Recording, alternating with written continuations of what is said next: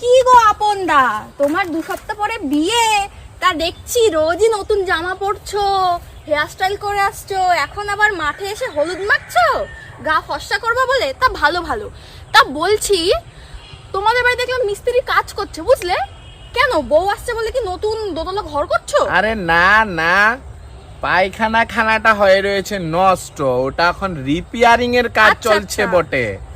তো মা বলছে যে যতদিন পায়খানা খানা তো ঠিক নাই হবে, তুই মাঠে গিয়ে পায়খানা করবে। ও,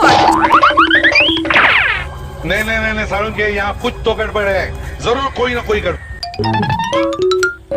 আর এই যে তোমায় বলে গেলাম, আমি মাঠে বসে কিন্তু হলুদ মাখছিলাম না। হ্যাঁ, खत्म, bye bye, tata, goodbye, गया।